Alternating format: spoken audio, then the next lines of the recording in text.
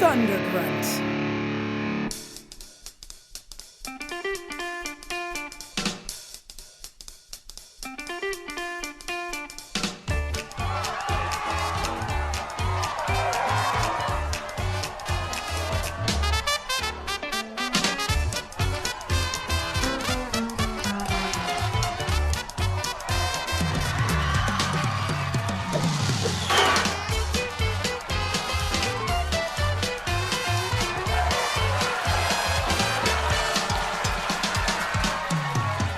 Hey guys, Bob. Bob.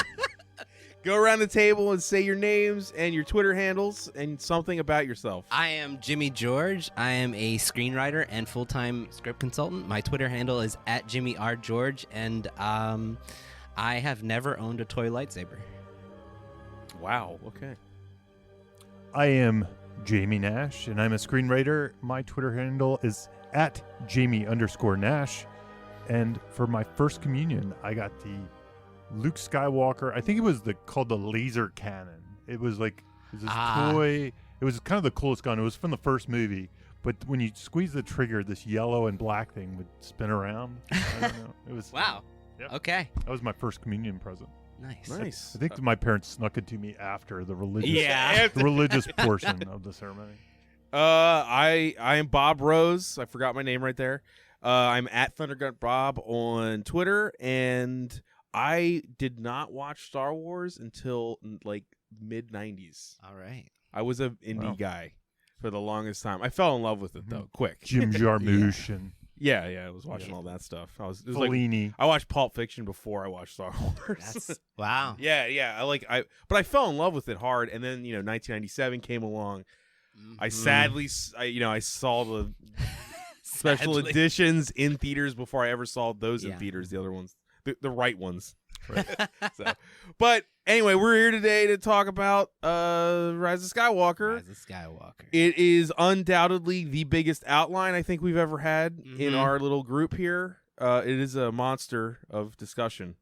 Well, we're gonna go through it fast Let's go. and quick. And every time we think we can still keep talking, some monster's going to come up and we're going to have to run. Just run. Yeah, run. We're gonna what's the term? Hyper skidding. Hyper skipping. Hyper skipping. Hyper- We're gonna hyper skip this. Yeah, bad we're boy. gonna apparently there was more stops in that sequence. I believe it. I believe that. Yeah. Yeah. That's not writing. That's an easy thing. cut. Yeah. Yeah. Like they stopped and they said, "Look, there's Hoth. Boom. Look, there's." Hey, I know. City. For fan service, do it. Just do it. The Avengers, the end game. Mhm. Yeah. No, like literally. That's how Jar Jar could have been in it for a second. Right. Oh, Yeah. look, Gungans. Okay. Yeah. Yeah, right. But okay, so who wrote this thing?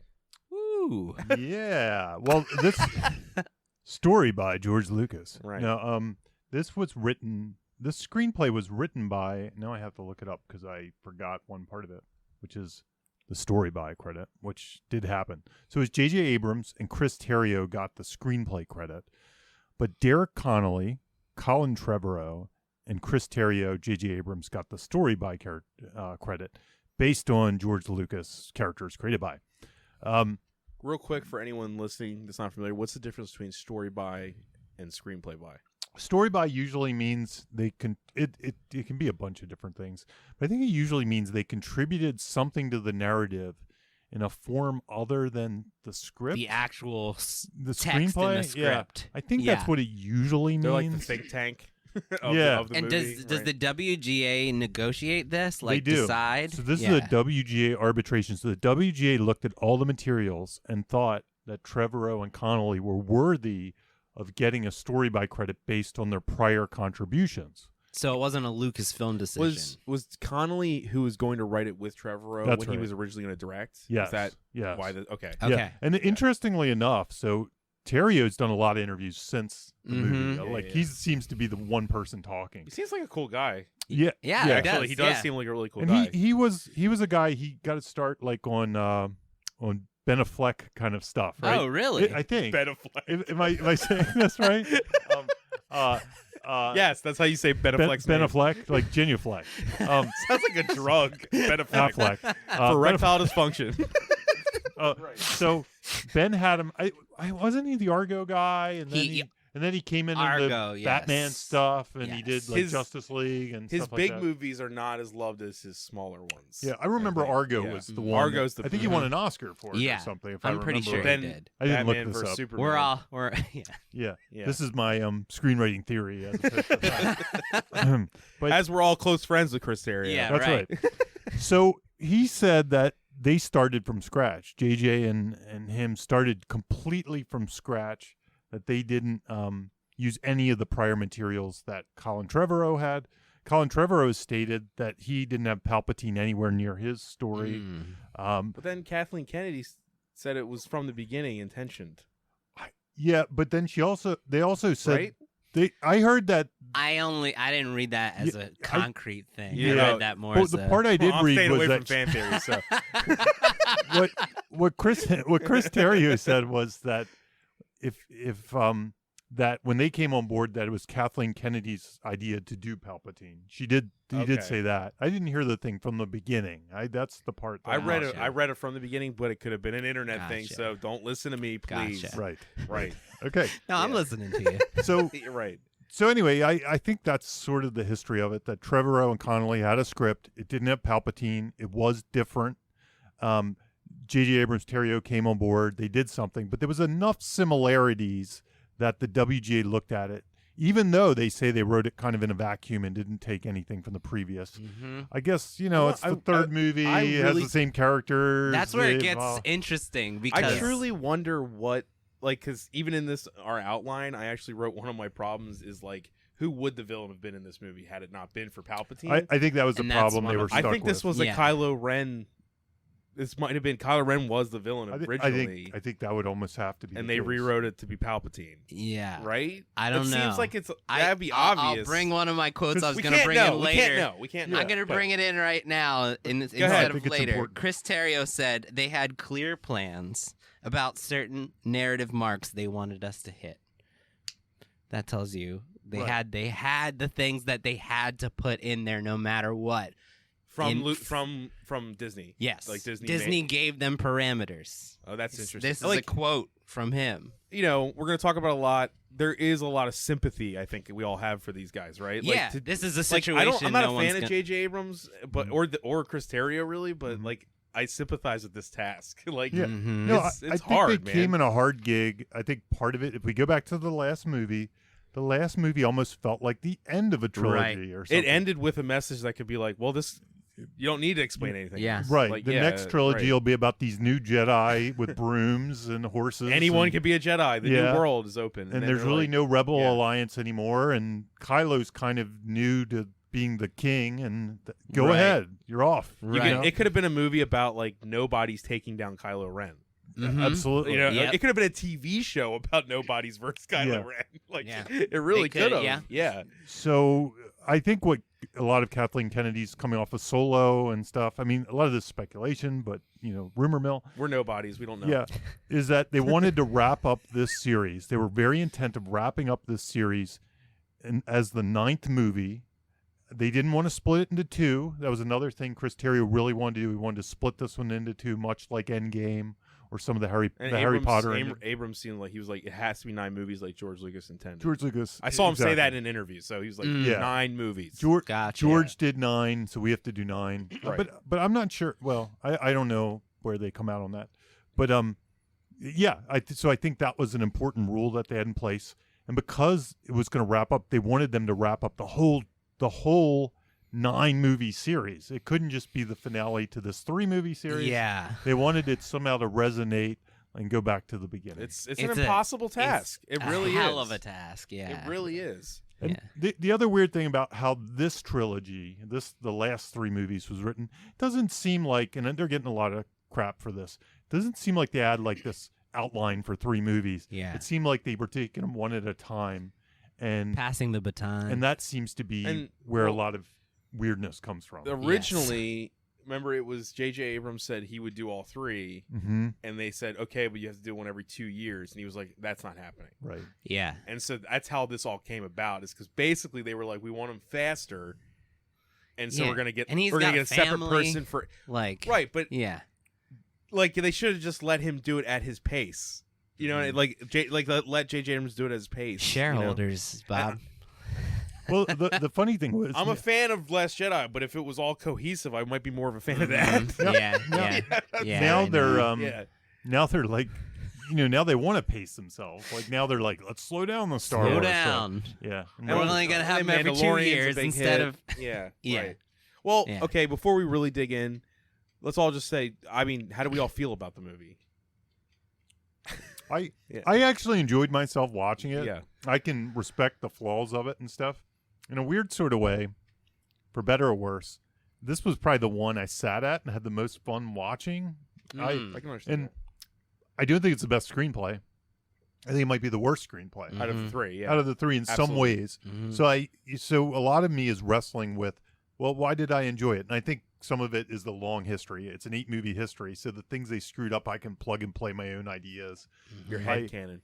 The one Head thing, canon. one thing, and I don't think I have anything about the writing of this in the screenplay. I thought the characters had better chemistry in this movie. They were together at least. They were on They're on screen. screen together. So I was, Yeah. I like that part of it. I like finally seeing them like have these quippy comments back and forth, and it was a little screwballish. And it reminded me a little bit more of the original old- trilogy than maybe some of the newer stuff when they're all separated. Yeah. And they have stuff. So in a weird sort of way, like this one, despite the fact that I can see, I'm also giving it caveats for the tough job they had to do to pull off this 9th movie. Right. I don't know if they could have My made a good opinion is movie. essentially Jamie's just more harsh. Yeah. Mhm. I think that the screenplay is an utter disgrace, but I still saw it 3 times and I really enjoyed it. And like I've said to you guys, I view it as something of the quality of like The Mummy Returns, a movie that like if this had no baggage, I'm like, this movie's awesome. It's just a bunch of running, bunch of MacGuffins. I don't care about that if it's just like The Mummy, but this to me, I wanted more. I think. Still had a lot of fun with it. Gotcha. So I'm not a hater. Like I can still enjoy lightsaber fights and all that. When the Millennium Falcon's on the fucking screen, what am I going to complain? Yeah. But I don't like the screenplay whatsoever. But Okay. Man, yeah. I think we're gonna decipher why we're feeling the way we're feeling. Sure. So I'm sort of in between you guys. Yeah. I think as a singular movie going experience, it's fun. I had a lot of We fun both with said- it. we It's both agree. Yeah. I think as a cohesive end to this trilogy and the 9, it's a mess. But like how Agree. that's not necessarily the fault of this movie. Right. It's more a whole. My fault of criticisms more rely on the whole Oh, the thing. whole The whole thing. Yeah. thing, how it Which works is- together. yeah. If why I had some a of my criticism, talking it's points the are trilogy based more on- than this movie. Right. Like, Right. what were they doing? But yes, Right. yeah.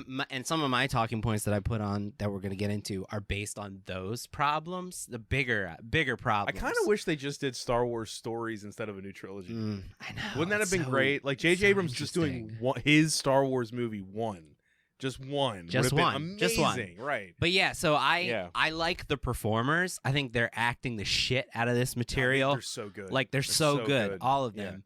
And I Even when think they it's got nothing. visually very exciting. It's got all the ingredients except for the screenplay. You know what? Which is what we're talking I about. wouldn't even be mad if Adam Driver got like a nomination. He's very Like good. he's so good, even with the material. He's so damn He good. is so good. What a cast! I just want The better stuff cast. for them. They're Yeah. just so good. All you of know? them. Yep.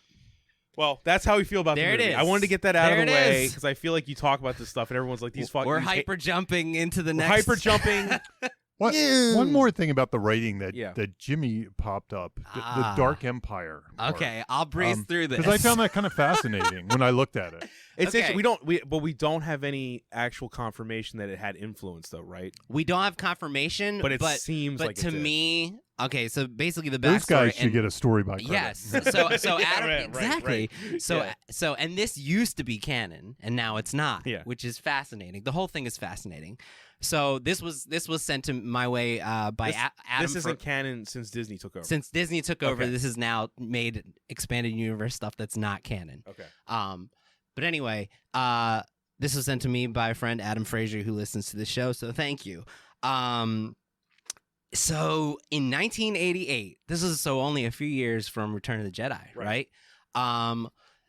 Lucasfilm was approached by some comic writers, and originally it was supposed to be Marvel, but then it's Dark Horse. It ended up being a Dark Horse property because Marvel did all those old Star Wars comics. The early Star Wars properties. So basically, this was while Timothy Zahn was also developing his novels, and so they actually finished Shadow of it, right, and those were video game too, I believe. those George Lucas was involved in those too, and they directly follow Return of the Jedi with the further adventures of Han, Luke, and Leia. Well, this comic was finished before, but Lucasfilm was so excited about Timothy Zahn stuff that they made Timothy Zahn sort of like retcon his own novels to fit this storyline, so that this storyline took place after. Anyway, here's the similarities, and it's kind of crazy. In Dark Empire, this fleet of Star Destroyers arises out of nowhere from hiding and destroys the New Republic, and it turns out that Palpatine was pulling the strings. Palpatine. A Fleck, I think. I never heard it pronounced like that. Palpatine. I always say Palpatine. Am I wrong? I don't know. It doesn't matter. Oh, in the movie they say Palpatine. Okay, Palpatine. Yeah. You say tomato. So I say tomato. So right. basically, they pitched to George, and George approved all this and gave notes on all this. They were like, "We want to bring back a Vader copycat. We want somebody to wear the Vader suit." And he was like, "Nah, you can't have somebody wear the suit, but you can have somebody be a copycat." And then he was like, "What also was approved the idea of bringing back Palpatine." So it's not official whether he said bring back Palpatine or they did, but long story short, George approved this idea in 1988. And here's some of the things that happen in this comic. Palpatine lives in a cloning chamber hooked up to machines. Palpatine has a fleet of world devastators that each have Death Star tech. Dark Empire Luke turns to the dark side in order to learn how to kill the Emperor, and then ends up going back to the light side to kill him. So that's Kylo. Luke and Leia have a lightsaber duel in the chamber while a space duel battles above. Right. And then Leia gets Luke to turn back to the light side, and then together they defeat the Emperor. It's like the same exact ending. And then also Palpatine's wants to inhabit Leia's body. He's trying to get into Leia's body. Yeah, it seems, I mean, wow. Seems too coincidental. Almost. It's like all the same. I saw some other. That's interesting. I saw some other things that. too, like and you know, we see this in Marvel movies all the time where they cherry pick all these little pieces from different comics, comics and sources. Yeah. Like I saw another thing that said George had an idea. I don't know if it was in Return of the Jedi where he wanted like all the Force ghosts to show up and battle against and they kind of said he came up with that idea before, and it wouldn't surprise me if JJ and Chris Terrio knew this stuff and were like, let's use that. He couldn't do it before because maybe the technology or something. Right. Let's do it now. Now when we have the technology, feels like just audio. Yeah. Right. Yeah. We'll just do audio. It feels like That's right. these inform the choices. Yeah. Yeah. And what's crazy is George Lucas was involved in all of this. And he's the know? guy that they kind of like split away from to do this at the same time. It's so weird to me. That's what's funny about, again, this isn't really a screenwriting podcast, but what's funny about this movie, if you remember, you guys learning a lot. Yeah, right. JJ's task in Force Awakens, his big thing was, let's make everybody forget the trilogies, the prequels. Let's make everybody forget. This one, it seems like, let's make everybody forget the last movie. Is that always his job? Bring him in when we want to forget the last movie? I would say it's it's that, and then it's also, and let's have fun. Right. I agree. Force Awakens is Part like, of it. forget the prequels and have a lot of fun. Is it delightful? And then Last Jedi asked something of us. Mm-hmm. And then this was like, well, okay, it's not school anymore. Let's have some fun again. It seems like he's always having to fix something or, do Right. something to it. But I want to bring up two more things from that book, and I'll be done with the book. Sure. Yeah. Other stuff that's not in this movie, but's in The Last Jedi. Dark Empire, Luke has a standoff with an Imperial walker, and he wins. Luke as himself, though, not as a Force ghost. As himself. Yeah. But then and if you look at the art from that, it looks like It looks. identical. I did see the shot on Twitter. It's the shot. It's amazing. the shot. Yeah. Right. It's the same fucking thing. And then there's a scene where Luke astral projects across the galaxy to have a face-to-face scene with Leia. Wow. And again, Like, all in one. They have to be looking at this stuff. They right? have to they be. have to Yeah. be, And right? Yeah. this informs, again, the reason we're bringing this up because it does tell the part of our podcast tells the history or kind of theorizes the development. Well, or how do you write a made movie the like this? choices? Yeah. How do can you write a even movie? begin? Right. There's also where is this stuff coming from? the thing that was the pages of the comic that was being passed around on Twitter. I don't know if you guys saw it, but it was about how because they talked about how Vader was a virgin birth, right? And apparently in one of those comics there was some theorized that Palpatine actually implanted. Right. Yeah, I saw that. Oh And, my saw that. God. and a lot of people were like, okay, that's the character saying this could have happened. But I Mhm. was like, if that's true, then everybody's a Palpatine. Yeah, yeah. You know what I mean? I was Yeah, like, wait a yeah, minute, yeah. so Skywalkers are just Palpatine. Yeah. Mhm. That's like it's that's all fucking Palpatine. weird, man. This is the Palpatine saga. Jesus. If you really think about what he's responsible for, it's almost more than Skywalker's half the time. Yeah, no, I know. It's like the Palpatine saga. now that they finished it this yeah, way, absolutely. It's like he's the man, right? Yeah. Okay. Well, that's Thanks for letting me share that. No, I that's thought no, it it's, was- no, it's really I important. thought it was very like informative. Dude, that stuff's so similar. Especially the first it's crazy part. similar. It's I mean, crazy the similar, artwork yeah. is similar. That's what's like. It's almost like they framed the composition based on the comic, not just the story idea, but like the images in the comic. So yeah. Okay, let's hyper Moving speed on. jump. I don't think Kathleen Kennedy's reading that comic like that. So, That's right. so continuing with the theme of problems and in this task is I wrote down in here they had also to write around a human being dying. That's like, have we ever talked about that on this I mean, show? we never had to watch a movie where Well, they did that. We never had to, right? Like this is a rare instance where like you have this event movie that you had to write around a human in being our dying. Dead Man Don't Wear Plaid episode. Yeah. No. When you, Jamie, Jamie, one of your initial reactions to us was you appreciated the problem solving that you saw. Yeah, in the yeah, movie. you did So you say want that to a talk? lot. I just saw. So one of the things I saw, I went into this with low expectations, but I also went into it knowing that it wasn't going to be the Last Jedi sequel that people expected after they walked out of Last Jedi. I knew it was going to be what it was. I just had I think that feeling. J.J. Abrams, knowing that name, you're like, it can't be what I think it's going to be. Yeah. And the- It just and- can't. And the no, I'm not sure how to pronounce it. Palpatine. It's Palpatine. Palpatine. I just said it It's wrong. they say Palpatine Palpatine left. in the movie. I was about to say Palpatine. Somebody's gonna tag. like, It's that's not a not right. mouthwash, Jamie. Somebody's gonna tag Ian McDermott. We'll just call him whose Palpatine. name my brother probably just We'll said call wrong. him the Emperor. You can no. say the Perfect. Yeah. No, but just bringing him back in the laugh and all that stuff. I knew it wasn't going to be the Last Jedi movie that the movie Last Jedi promised me. Gotcha. So I had gone in with expectations, but also I realized how hard it was to, and I sort of started to think like, why would you bring him back? Like, what's the reason? Why give that up in the trailers? Right. Yeah. Why put it in the? So it feels like they've been planning it. That's right. And that's So- yeah. Yeah, so right. you can come into it almost like, oh, that must have been in the earlier episode. No. And it's just You going. know what it is? It's the chicken thing from Back to the Future. How everyone has reverse engineered their minds to think that Marty doesn't like being called a chicken in the first That- movie. yeah. Yeah. When that never is Right, in there. right.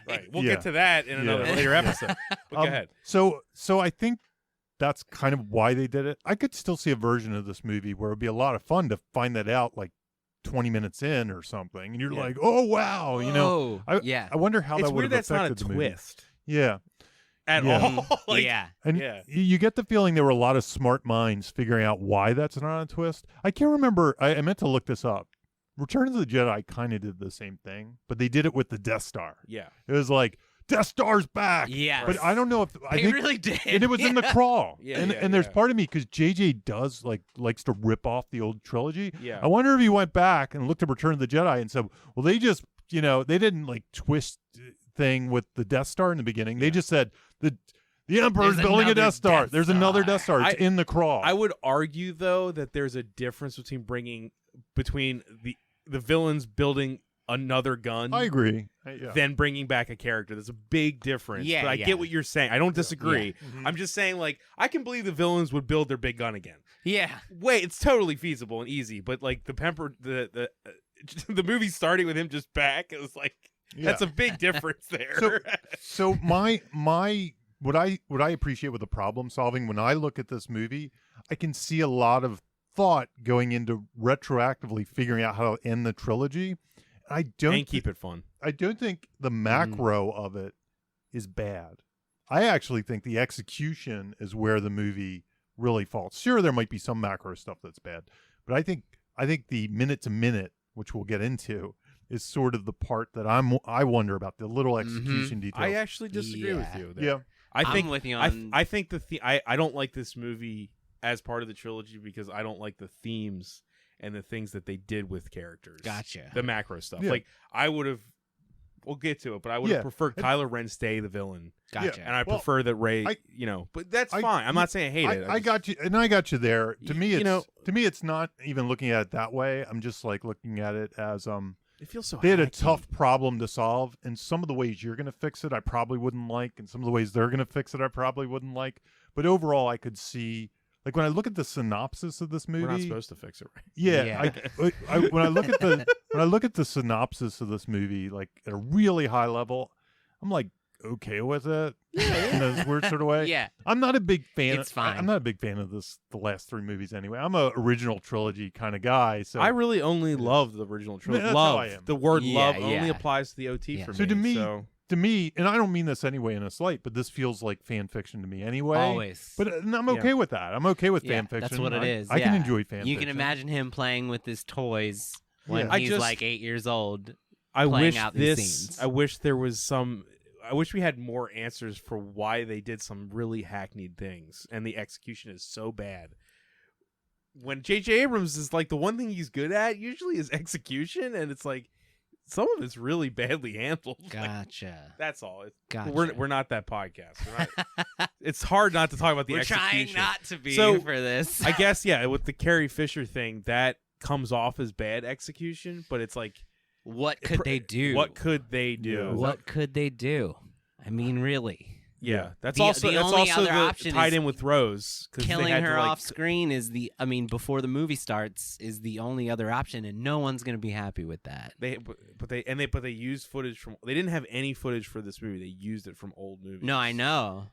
I think it's pretty incredible that it feels cohesive at all, given that knowledge. I'm pretty impressed with the Leia stuff. Didn't bother me at all. Like It does feel short. Well, I mean, handed. You know what I mean? It does. It's hard. It's It's not hard their to fault. I remove know. yourself from the reality of the situation when you're watching it. I mean, it's like, This movie being fun is a miracle within itself. That's what I'm saying. Like if it wasn't fun, then it's almost worthless. Yeah. Like it needed to be fun. It's like they even added some tricks, like they did the young Luke and Leia, and then it felt a little less weird because that was obviously artificial, but it was cool because Leia of the flashback. She just didn't look Yeah, right. she didn't look like the same person. Yeah. Yeah. Like Which was PS2 strange. graphic layer. Yeah, I don't It was really understand. odd that part of it. Yeah, very weird. But Yeah. Let's hyper speed skip. Yeah. What is it again? It was hyper speed I don't skipping. remember. I don't know. Punch it, Chewie. Punch it, Chewie. We're gonna go into Billy Wilder's problem with your third act.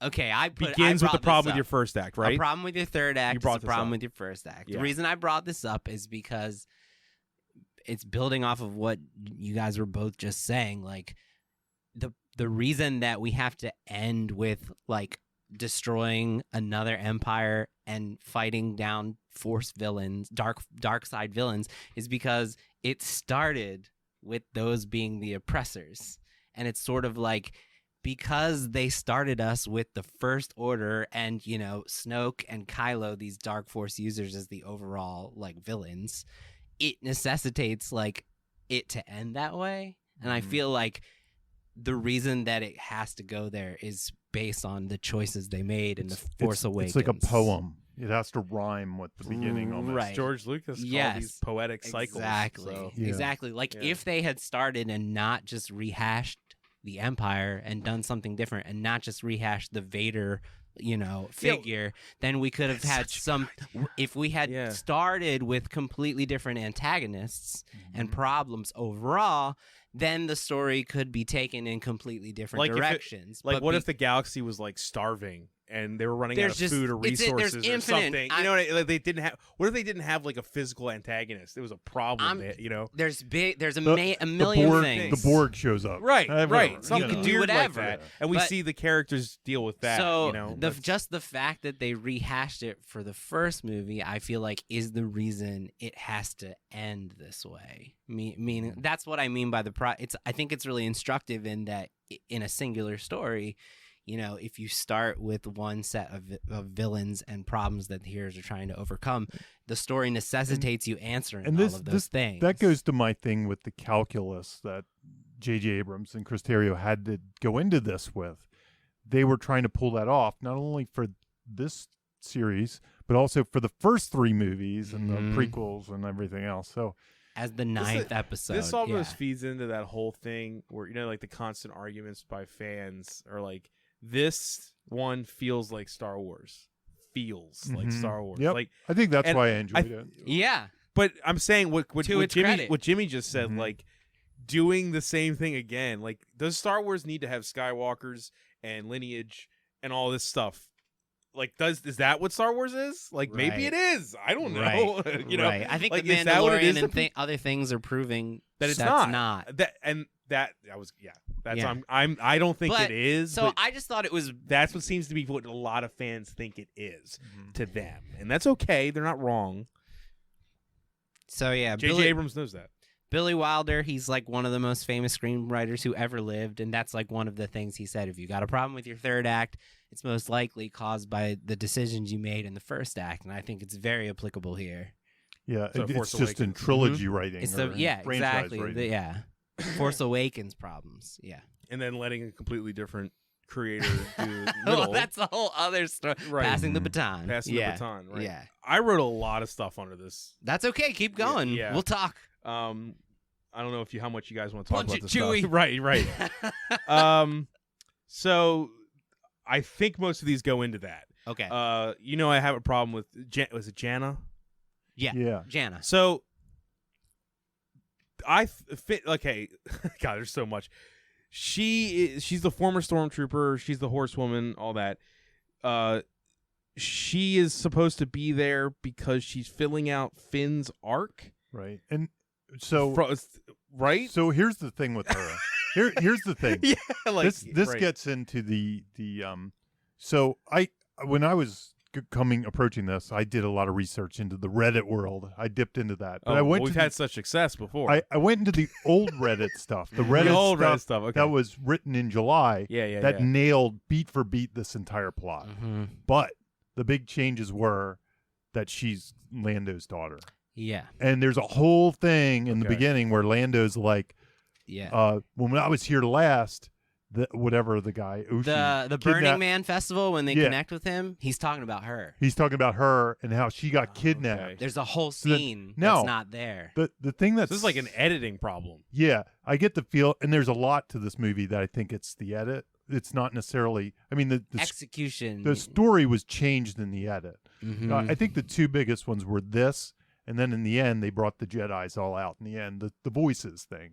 They were all. They apparently shot those scenes, and They if you green believe screened Reddit. them and then use them. Yeah. The only reason I say the Reddit Wow. in this case has some value to it is because it got it beat for beat Yeah. otherwise, and it was in July. I've seen that document. Yeah. After It's I weird that watched they the would movie. leave in that end cap though, Maybe it wasn't July. because that but like somewhere around. without those scenes, It was long ago. There was like artwork in the document instead of Right. screen caps from the movie. There was like artwork of Kylo doing things, and But you guys got to admit, without those scenes, the end cap of him going, "Let's find out," is pretty. It's weird. It's weird, it feels right? weird. Because if you don't know that, it's weird. The whole thing's a Um, mess. It's almost the type of thing that if I was the editor, I'd be trying to cut that whole thing out, like her Right. out. But then you I'd be gotta like, cut Lando out. So Bob, since you haven't seen it, Well- and maybe some of the listeners don't know, he's talking about her getting kidnapped as a child and being put into the First Order as a Yes. troop, specifically setting up her as a character that they're gonna meet We're not up a morality podcast, but if we were, that would be one of my biggest arguments there. Because if the stormtroopers are slaves, let's not even get into that. Yeah. So the reason I bring that up right also, here, my problem with the whole storyline is it would just be this massive coincidence. Yeah, And another. I was like, oh yeah, and I'm Yeah. sure kind of like the Star Trek when he falls on that planet one. Can we talk about that part for of a me, second? Part of me wonders if that's why they cut it. Okay, yeah, go ahead. I'm still gonna come back to this. Yeah, go ahead. of course. The coincidence thing, I think, we've talked about it many times on this show. You get your one, and that's Comedies what get the a lot. audience and comedies get infinite. But this one, I feel like the Force absolves it. I mean, when Destiny There's is some weird Destiny when Destiny thing. plays a huge role in your story, then coincidence you can have them because it's Destiny. The Force is guiding her, and I'm him. fine with that. That's it's fine. lazy. I agree with you, Jamie. But I don't. but that doesn't bother me. I Honestly, see a lot of people complaining about the coincidence, and I'm like, it's the fucking Force. The Lando one would have bothered me big time if they would have just been like, "Oh, and in all the galaxy, we ran into the one who you just mentioned 10 minutes ago, and now we're back, and here she is." But the It's- Force. I mean, the brought fact that them Lando, together. the fact that Lando's even there on that planet on the Burning Man planet, it was kind of Yeah, but I mean, one of the running themes of the 9 movies is I the know. Force brought us together. That's not why I wrote this down. Okay. Why I wrote this down is I did, as you guys saw me do on Facebook, and I know is because we're talking. I put this under the trilogy problems. Okay. Finn's arc from Last Jedi. Number one, he is paired with Rose, and they both go on a trip where they free a bunch of horses. Right. Oh, yeah. It's odd to me that they brought in a new character. New horses. Didn't use her potential that they wrote in for her. Mhm. Is that he would learn about the slavery and then help her free. That didn't happen. Right. And then you have this other character who literally him and her freed horses together. Yeah. And then in this movie, you have the horses, a horse siege on the top of a Star Destroyer. Yeah. There's no cohesion here. It's insane, honestly. Well, I think Like, the one thing people liked about Last Jedi was more horses. No, I'm not saying that, dude. I am not arguing that. Everybody. I know people hate Bring on the Canobite. horses. I'm not saying to bring on the Canobite horses. Yeah, space Yeah. horses. I'm not. You guys know I'm not saying that. Yeah. But I'm like, the cohesion here, like from a writer's perspective, wouldn't you be like, Yeah. okay, Finn's gonna finish his arc out with Rose, and Yeah. they're gonna do this. And if they had the idea, the whiteboard for the what about a Star Destroyer siege with horses? It's just odd to me from a writing standpoint why they're not the same horses that you just established in the other movie. In Like- fact, Right? You're right. Am I crazy? No, you you're know, not in fact, crazy. that's a key writer kind of lesson is whenever you have a script and you have all these characters, consolidating them into one. Well, Right. So if you yes, have right. horses and you had And, horses, you bring them together. Why and make you a put new them- Rose At with every new horses when you opportunity. have Rose and horses? I think in this case, what it was, because a lot of the script feels like this kind of thing where they just were like, what are we going to do with Lando? Let's do this. Exactly. And they're instead of like bringing them all together, They make a new one. they just keep patching. And, Right, and right. they- Yep. And it gets bigger and bigger. So the horses probably came out of that because they needed her to do something, but it was more about the Lando. I don't The want this whole thing to Lando be you stuff. guys defending it for me. I No, don't it's want not- that to No, turn no, into no, that. no. No, but we're trying to. I agree. I I know. think I agree with you. explanation- They're adding where they shouldn't have to make a new thing when they had the thing Same already with Dio. established. I mean, Dio, you didn't need Dio. Yeah, what was I mean, Dio? I'm not trying to because we view the movie as the story we're script. editing. Yeah. I'm just trying to hypothesize how they got to where they got. It's with- got to be we need to earn Lando's place in this. What can we do that's new He- with he him? needs He needs something. a daughter, Yeah. Right. and he needs That's Okay. Hyperspeed. Skip to the next sub point. Okay. We're If- doing good, Bob. And if you guys don't have an answer for this, we're skipping right over. it. Okay. Why thematically did they bring back the helmet? I have a theory on that. Okay, Um, please. I help don't me. think it's good. Okay. Again. So what I got from the helmet, it was the inverse of what happened in Last Jedi. Right. So in Last Jedi, he was like, I'm not that guy anymore. Slam, break it.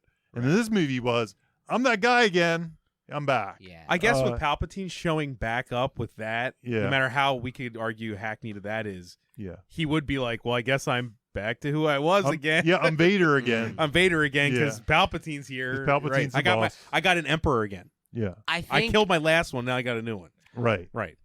there's that shot in the trailer. I don't think is in the movie where Rey and Kylo destroy the helmet together. That's like one of the big marketing moments. Because I know when they destroy it. Oh, it's not in the It's trailer, not. you're saying? It's in the trailer. I It's don't in think the it's in trailer. the movie. Because Is there's that it? one part where they swing the lightsaber and it crashes on the floor and shatters into pieces, and Great he shot. realizes Okay. she's in the spaceship. Right. Okay, gotcha. So it was my I don't know, brain is that in the is trailer? I don't my brain remember. is confusing that moment. I was saying like that's a big moment to destroy the helmet. That was to me that was Yeah, that would inform in this, that in decision. this, it was just a throwaway to say, Yeah, "Oh, so she's, it didn't, she's in my yeah. room. She's playing with my No, things." I'll accept that. That's good. That's good. Hyperspace. Now this is actually a positive on Rise of Skywalker that I'm defending it. Okay. So when Luke catches the lightsaber and he says, that's no way to treat a Jedi's weapon, Mhm. a lot of people interpret that as an insult to TLJ. Yeah. Why am I saying that? TLJ, the Last Jedi. Yeah. I interpret it as he's now the guy who learned the lesson Yes. of the Last I Jedi. And I agree right? with you. Am I but on and that? I'm You guys good. on with me to that? I agree with you completely, and I have some talking points later that go into Okay. that whole thing because I think it's an idea versus execution issue because I think a lot of people don't get that execution that we get, No, like and it- that's a problem. Yeah. Like they see it as an insult, and I'm like, no. He was a different person by the end of the Last So Jedi. you write- That's the point, right? You write that shit down Yeah. on a piece of paper, and you go, Luke learns the lesson and shows blah blah blah. Shows that he's grown. Sounds awesome, right? That's a great moment that belongs in this movie. Then you shoot it and put it, onto the screen, and people don't understand that. Mhm. That's an execution problem. The idea itself is good, and I think there's a shit ton of stuff in this movie that's like that. Like you write it on a sheet of paper, what's going to happen next? 'Cause- And then you read that sentence and you go, "Whoa, that's awesome!" Mhm. And Yeah. then you execute it, and the audience is going, "I don't what's going you know, on." You know what the problem with the execution is that he almost seems cocky about it, and that kind of It's- it reads as a cockiness against the it Last reads Jedi. as a jab, But it's the execution. It's execution. not that. but Yeah, I'm and we with all agree you. that like J.J. Abrams. I don't think this is like none of this is like a middle finger. To I the don't Last think Jedi. at all. Yeah, I didn't yeah. read that. A lot of people did, but they want to. But I don't know. I think it's not clear enough, and it's a clarity problem. I think there's a lot of things JJ yes ends from the Last Jedi. he also doesn't understand the Last Jedi. I That don't could be think. too. That could Like be I too. don't think. I don't know. I've listened to some interviews. This Yeah. sounds like he's gets not a it. complete. He's not an idiot. or I think anything. he's brilliant. forced to do the Brilliant. redemption plot and things like that. So they're the things he's kind of erasing here, and he's not going with Broom Boy and stuff like that. So they're the things he's erasing. But a lot of the things like Those are erased. Those are still viable. they're still there, but he's Yeah. not using them. No. He's not using them at all. Right. He's like Um, that can be like another trilogy. Exactly. Yeah, like that's another. Exactly. He's I saw somebody describe it as he's playing with a bunch of cards that weren't on the table instead of playing with the cards that were on the table. Hence the Rose thing. and hence I think that's a right. great description. He's playing he's playing the same game, but he's not using the cards that were on the table. I think the one area where he is taking the cards on the table, it's all the Force expansion stuff. Mhm. The Leia flying through space. Great. Yes. Because hyperspeed skip my next point. Go for it. Not talking double mumbo jumbo Force stuff yet. Yeah. I just talking internal rules here. Mm-hmm. If this is this is almost within its own movie, but if Rey's parents are also Palpatines and they're good, what reason does the movie give us not to think that Rey just can't be good? Why does she have such a struggle when her parents were like fine? I have a bigger question about that. Me too. And go Okay, ahead. go ahead. Why doesn't the Emperor just take her parents? Exactly. Her Right, dad. well, no, it's her that- I'm dad. saying He's the son. Why doesn't But he I'm just saying do it to him? the He found movie- him. Right. Why the did she mo- hide the baby? Exactly. The script, this movie gives us no reason to. Those are really wide open, glaring Yeah. questions, right? Yes. Here's the I thing. think Jamie's question is the bigger question. Yeah, No, yeah. it is. It Why- is. why You're And right. they just You're right. skip over it. But Yeah. here's what I think it's another execution thing. I still Mm-hmm. think though, if the parents didn't struggle, Rey's struggle should be lesser because she's farther away genetically. yeah. Mhm. it doesn't make a Right. lot of sense. Right. Yeah, I'm the grandfather. Diluted. But that's internal genes. rules, right? Internal rules, like its own. It's going against its own thing. I think there was I think that's one of the biggest glaring execution issues of this movie in some ways. When I reread like over the synopsises and prepared for this, That. I tell you what it is. I never really felt Rey's internal struggle. Exactly. So when she banishes herself to the planet, I didn't even notice she was banishing herself to a planet. Yep. no, because neither That's did I. another 'Cause one of my. Yeah. Did- Neither did I. You know, her seeing her vision of Cool Ray and the dark thing, it didn't do much for me emotionally, so I didn't really feel it in her. Like, to me, it was overpowered by Leia dying and things like that. All that and stuff she happening. healed Kylo, so she's Right. kind of with it. She's not. And also the Chewbacca scene. I think the Chewbacca death scene was the biggest misstep of the movie, because I think that was supposed to be her realizing she was out of control. Yep. And it was supposed to affect her the whole movie. And affect us. And affect us. Yeah. Instead, 2 seconds later, everybody's over it. She doesn't seem to care.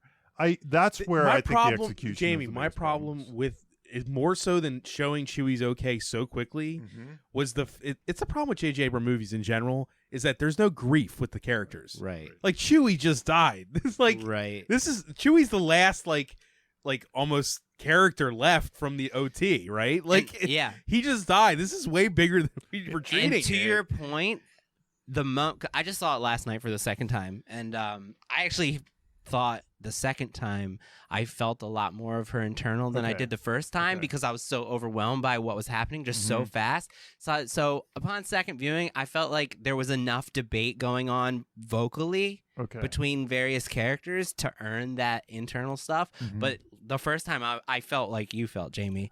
I almost felt like I'll rewrite it. Yeah. I would have put how dare you? I would have put the Chewie death before where the banishment happens. Yes. And you mean where she goes into exile? Yeah, like see, and like there's this debate: am I evil? Am I causing more problems? Right. Am I like John McClane, who, if I just did nothing, nobody would have died?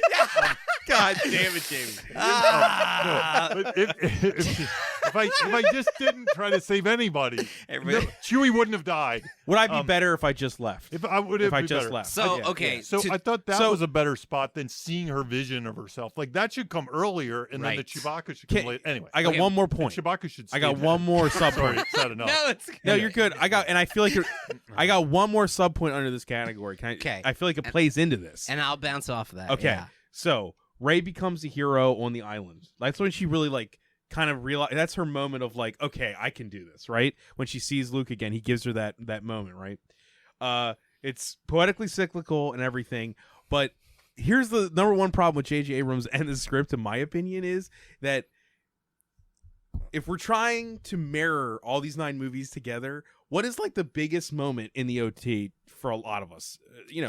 It's Luke becoming the Jedi he always meant to be by finally raising up the X-Wing out of the swamp, right? I mean, that's when he kind of like, that's like the signifier that he's going to do this. You mean Yoda? What are you saying? You're confusing me. Wait, what are we talking about? Original trilogy. Yeah. Isn't that what you're talking about? Yeah, Luke doesn't raise that. Yoda does. Luke can't do it, dude. Oh, I thought... Empire. What did I write down here? Does he... No, I did write you. I did it. Okay. Right. Brain fart. So Luke raising it up feels like a callback to an original character raising it up. That's right. Yes. Where I was like, why wouldn't you have her do it, thus making it? You know what I mean? Like she did the thing. She's like, it was the payoff to something 40 years ago, but instead we want to see Luke do everything, and I was like, but this isn't his story, and he's also a Force ghost. What is happening? Why? It seemed like a moment where you could really bring everything together. And it, you know what I'm saying? And the movie doesn't do anything to even. It's just like, wouldn't you love to see Luke do the thing he never did? The idea, you know what I'm saying? The execution thing again, Right. Jamie. This is bouncing off what you're. But I also think it's fan service versus character service. I think. Come on. I think that if you're echoing the Yoda moment, then Luke makes way more sense in that moment. To show her. It's there's you got. You don't think within this movie though, Rey doing it would mean something more? But that here we go. That's a problem with the execution of the scene, because so when you read that document that Jamie's talking about, it describes the scene in detail, and gives it emotional context that isn't on screen. Yeah. And then I heard an interview with J.J. Abrams where he echoed what is described in the document, and I was like, God, man, that sounds awesome. Yeah. It's not on the page. It's not on the screen. Maybe so you're saying is the execution of that scene would be better if it showed Rey's like. What I'm saying is what they intended for was for that scene, the Act 2 scene, I think it's hilarious now looking back at Act 2. Is that Act 2? That's That's like what it's so called. deep into the movie, though, right? No, the planet's called Act 2, but it's like phonetically Act 2. Yeah, it's Act weird. 2. The planet's Act 2, and it's the second movie. I didn't even realize that you said it. I'm like, That's come amazing. on, Ryan. I Come did- on, Ryan. Anyway, on the page in the document that was traveling around Reddit, and then in an interview by J.J. Abrams, it says that Rey has given up. She has decided to go to that island, to go into exile forever, to never speak to another human again, ever. That's what's happening in that scene. Nothing is there. That's not there. not there. I had no idea. I thought she was on a vacation. When, I didn't know. I mean, it doesn't even seem like she's really I just disturbed, thought she was right? upset. She was just went back to that planet. That's why I would have put just Chewbacca's to death. cool off. I thought it was Totally. and I thought and I've seen it twice and it's not there. All we needed was a debate with Luke. So like what is supposed to be happening is the exact thing that's happening with Luke and Yoda, which is Luke is like, it's too hard. I can't do this. I'm not good enough for this. And then Luke Yoda should- okay, raises fine. the thing and he's like, look at me. I'm just this little guy that you disrespected. Like, believe in yourself. Buck up. You can do this and you have to do this. And it's a perfect, on the page from an idea standpoint, it's a perfect parallel to that situation. So to me, it makes no sense that Rey would do it because she's doubting herself. She doesn't believe in herself, and Luke's role is to make her believe in herself again and believe in the work Jedi. you're doing to get there, though, because the execution That's is the so execution problem. Yeah. It's an execution. And problem. okay, here's where I'm pushing my No, you're answering. I want to say you're answering my question. Yeah. So let's Okay, so here's where where I said I'd get the eye roll from both of you guys. Yeah. Because to me, that scene encapsulates why a lot of people don't like this movie and why people aren't connecting with this movie. I think that scene is the perfect The Luke example. That scene we're describing, where she goes into exile, but there's no evidence for us to understand that, is because it's fucking rushed. Okay, so I went back to the Yoda scene. Okay. in Empire? In Empire Or- Strikes Back, yeah, and I yeah, watched it and I timed it. Yeah. Okay. The scene is almost 6 minutes long. Okay. And from the moment he starts lifting the X-Wing out of the swamp, it's 2 minutes and 23 seconds for him to lift that X-Wing up. That magical moment where we're just like in awe of the power, and Luke is like, starts believing again. Wow, this can happen. In Rise of Skywalker, it's 27 seconds. Yeah, and we're probably montage, dude. It's a montage. we're probably still laughing from that's not how you treat a lightsaber. Winky, Yeah. winky. By we're the probably time like, he starts raising it to its raised to the next scene, it's 27 seconds. I mean, and that's the movie. Ray doesn't even seem that conflicted in the scene as is. Like, she No. doesn't even seem that bad. Right. It's like, Right. okay, So Luke's here, but it's- why? it's I don't an even know idea why versus she's execution. that upset at Right. that point. Like, But Right. and J.J. Abrams in an interview said, in the scene on Act 2, when she's going to go into exile forever, blah, blah, blah, blah, blah. So he said it from his own words. That was his intent, right? And that's awesome. That's an awesome idea. But it's not there. We don't understand that. by the way, there are rumors that I accept there's the answer. there's a 3-hour cut of this movie out there So that's it's coming. feasible There's that rumors. could be fixed. Yeah. Right. That could be there in the edit, Mm-hmm. maybe. But yeah, as I saw the movie 3 times, and every time I was just like, this feels like it has nothing to do with Rey. Like, she doesn't even seem that inspired by it. She's just like, oh, neat. Hey, a ship. Because at the same time, Jimmy, I'm also like, I don't Hey, think a ship. well, at the same time, I'm like, one of my huge problems with this, we'll talk about later, is that I don't think the new cast should be that ecstatic about the old shit that they see. I think that the movie wants us to be excited about things that, like, fan service things, and then it acts like the characters would be, but like, why does she care what that is? It works Like, really hard to, all she knows is to that's a fucking- justify their connection with She's not the like, oh, nostalgia. shit. Absolutely. Oh shit! Look, the X-wing from the Battle of Yavin. She's not. She doesn't know that. There's so there's a scene in the movie where they are doing this constantly in this movie where like 3PO says, "This is Lando Calrissian," and she says, "We know 3PO." Like, okay, that's sure. They're constantly Because they're fans. They're constantly They're fans. trying. They're constantly trying to like justify the This- new characters' connections with the old This characters. is That's what- not very good writing, Yeah, though, right? I know. This is one of these it's, things. it's an insecurity line. Yeah, But it's also, if you remember the first movie, like, she knew who Skywalker was. He was a She legend. had a toy. Which which she had toys and stuff, which threw me off when I was watching The Mandalorian because I was like, wouldn't they know what Yoda looked like? He was like the most famous, Right, he was right. the Elvis If of the Rey galaxy. knows, it's sort wouldn't of, everybody yeah. I mean, know? I was like, The prequels pretty much It's a good justify. point. Why No, wouldn't yeah. they know? somebody yeah. told me it was because they're in the outer rim and they don't know stuff or something. And I'm like, okay, whatever. Okay. If JJ did the middle movie, I feel like then I would be more justified to believe that she was like, oh, it's that X-wing. Like that would matter. You know what I mean? Like, Yeah. it just doesn't feel like that. My biggest revelation when I was trying to rewrite the movie in my head, like when I was reading that synopsis, was her journey, the Chewbacca scene, that struggle. It's just not well done. It's just not It's there. hard it's to so fast. absorb. Jamie, it didn't land with me at all when I watched it. Yeah. I think I'm going to use your word when we first talked about it. You were just like, it's really weird. The Chewbacca death, especially, like The that was Chewbacca death's just weird. weird. The whole Yeah. thing was oddly executed. Yeah. And You know? when I started to think about it, and I said that before I started to think about it, but I realized that should be a pivotal part in Rey's journey. She killed somebody with using the Force, being kind of a rogue Force user, and that should be a pivotal thing to make her think, oh shit, maybe I'm bad. You know, maybe I am a But- Don't you Palpatine. think it's odd in a movie so heavy with fan service too that when they killed the one character Right. who's the most fan servicey at this point, it doesn't have any weight? Like, shouldn't that have more The- weight? No tears allowed, the Bob. execution of it is so bad. But it's Chewie.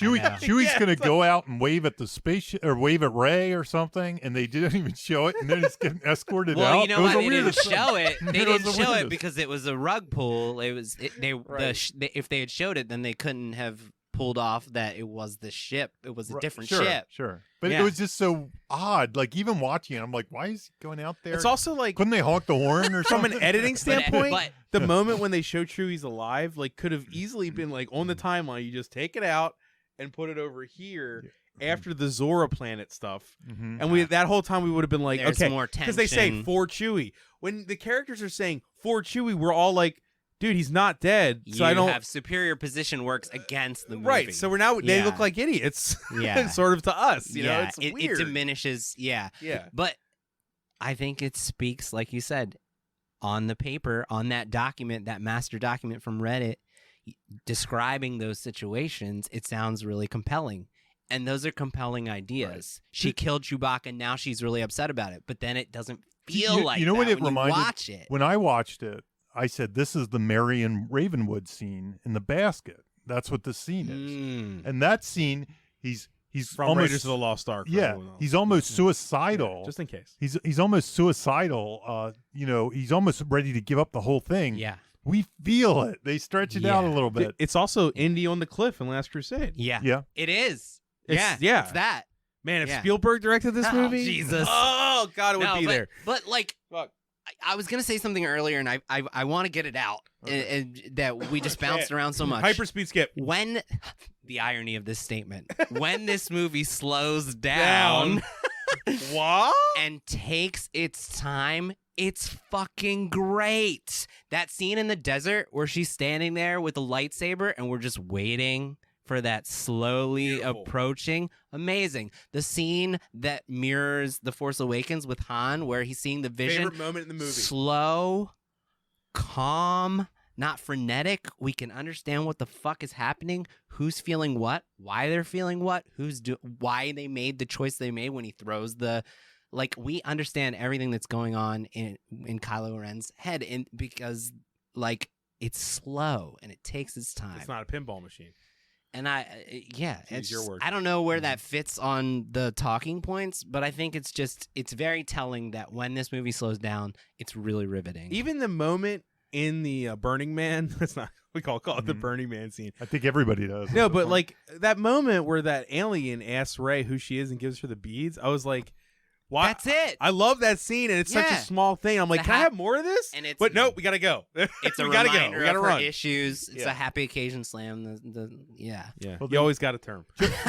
yeah, jumping really far away just because it's related to this. Like to me, this was a movie that felt like a macro level of filmmaking, like a Wikipedia synopsis. It almost reads like these synopsises. And that's a problem. And that's a problem. Like, I think William Martell, I was following his Facebook and he mentioned something like this. I don't remember exactly About what he Rise of said. Skywalker. Yeah, about Rise of Skywalker. He said like the scene in the ocean. Remember when she has the raft and she's going towards it and the big waves and the blah blah blah. They don't do anything with I it. hate that so Yeah. much. Yeah, they don't. I hated that whole thing with the map and the. I was like, where are we? Oh, What's the map, happening? The map Goonies, thing dude. is just ridiculous. That was so. But come on, man. Yeah. But as a screenwriter, I mean, they even find it on a dead skeleton that looks like One-Eyed Willie. yeah. And they happen to be standing in the right spot. Okay. go ahead. As a screenwriter, you can't just. You don't just write the macro. You have to write the beats of that scene. If you're going to introduce this thing with the ocean being dangerous and stuff, then you're supposed to go in and write that scene, or just cut it out and have her just there. Just have you her know, there. She gets there. Yeah, But- if you're but not going to bother with The it. whole Like movie she could doesn't just be bother on with the Death Star and just start looking. We don't Yeah. need to see her Why do we need the If raft? it's not going to do anything. Yeah, right. It doesn't make much sense. But, so that was his point. I think it's instructive outside of Rise of Skywalker to remember that, because I think a lot of screenwriters are like sometimes, I don't write the beats. I just write action, insert action scene here. Mhm. This is why you have to write that middle section. You have to write reversals and back and forth and make us feel what they feel when they cross the ocean. The Anyway. movie does get really lost right there. It really does. Like, if you really think about them landing on that planet, it's like, what is happening again? So it's like Yeah, it's like- the movie feels at least one MacGuffin too many. Yeah. So it's He loves his maps, that boy. it's just chock full of these MacGuffins. So I it's hard to even remember them all. It's like the first one they're trying to find. Well, Kylo's the finding a MacGuffin the at the beginning. Wayfinder, dagger. First Wayfinder. First Wayfinder, And then it's there's ridiculous another that there's two Wayfinder, Wayfinders, but nonetheless. and then there's the They're called the dagger. Wayfinders. Wayfinder. I yeah. mean, general pride. It's fine. Unobtainium, we get it. Yeah, it's Yeah. fine. Unobtainium. Right. But so yeah, they get, it's the dagger, and then the dagger leads that. Well, then they need C-3PO. Yeah. So they go on that mission. They do a little side trip to Chewbacca. The coincidence level of them finding the dagger is astounding. Oh, Astounding. That part. So they fall in into quicksand, and it just so now here's the part that drives me crazy. Here's the part that drives me crazy about it. Lando couldn't find the guy's spaceship. It was just up And there. he wasn't being chased. It was just on the hill. He went on a mission to find the spaceship, Dude, and it's on the so hill. Good. I was sitting there. I Oh, was like, man. wait, why can it's just sitting there? Nobody did anything about it. We looked for years. We couldn't find it. We're just Shit, man. On the top of a hill, like a monument. Who couldn't find it?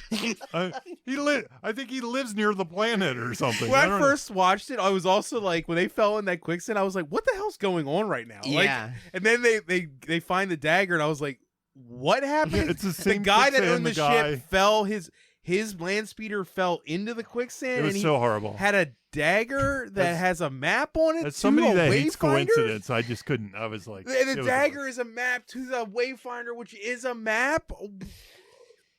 Yeah. it was- Ugh. Yeah, and what they cut out, and honestly, It's hilarious. Honestly, what you're saying now makes in my head makes me understand the decision to cut out all this to talk about his daughter, because in the document that's going around from Reddit that has the synopsis scene by scene, beat for beat, he adds that they were chasing that guy and his ship because he Right. was responsible for stealing her daughter to bring her to the First Order.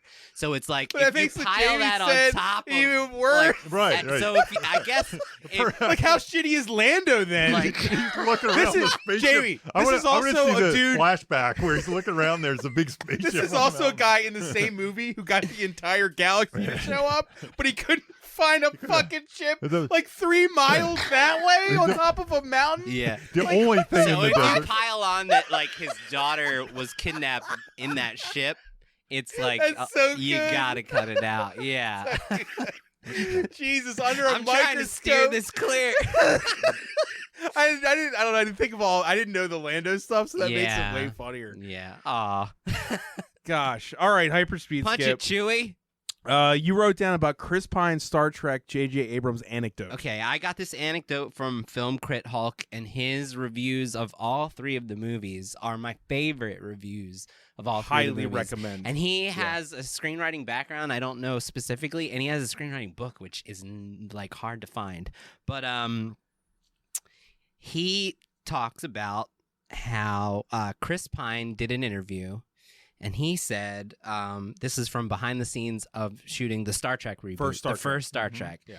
He said, I'd run on the deck of the ship and say something to the blue screen, and I had no idea what I was talking about. And I said to JJ, I'd love to do it with more time because I don't know what I'm saying. If you could just tell me what I'm saying, it would be of great help.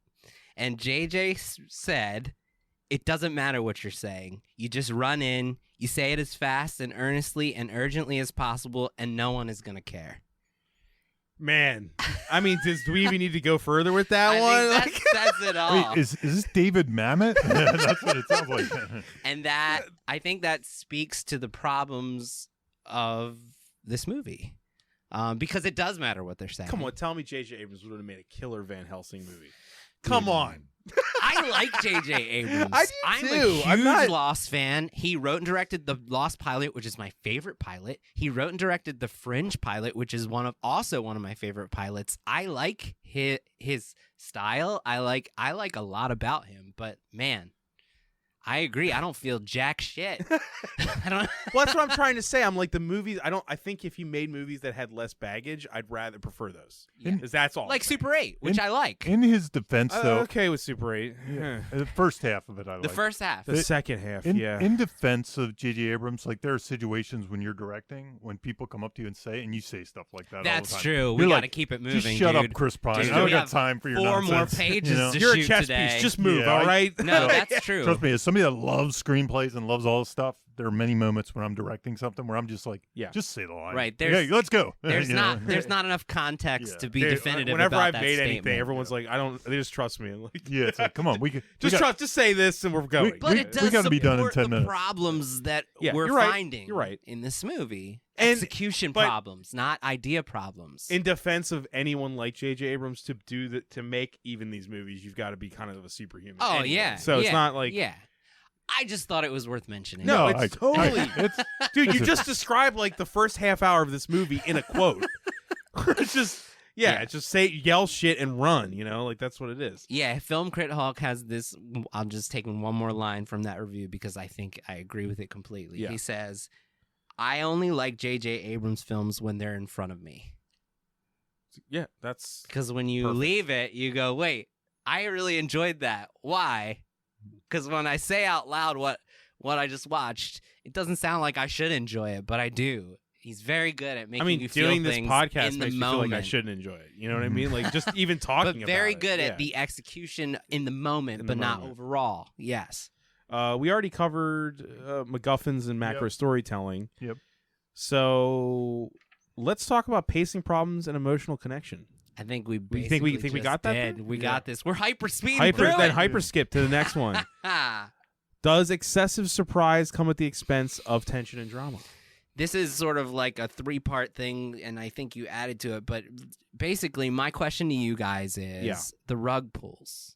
Like, what's the threshold? Are we talking? Well, I added death and instant resurrection. That's under what it this. is. That's what I'm saying. Because we got Chewie, 3PO, and Kylo. Literally 3 people who Yeah. die and come back. But Kylo dies and comes back multiple times. He How? falls off the cliff. Oh yeah, twice. Like, right. The quicksand counts. They're all dead. Like they're all Well, saying Kylo they're wasn't there for the quicksand. No, I'm just saying they're that's another one. Oh yeah. Like that's before the Chewbacca death. They're all dying. They're saying their last words. I never got to tell you. But we They're all didn't dead. really think they were all going to die at that point in the movie. I mean, if they I did, the guess- movie's over. I So guess it doesn't. that would have maybe- been the maybe most I'm Ryan easily Johnson thing swayed J.J. and- Abrams ever did. I would have been like, "Fucking A, dude, you Maybe- did it." 10 years later.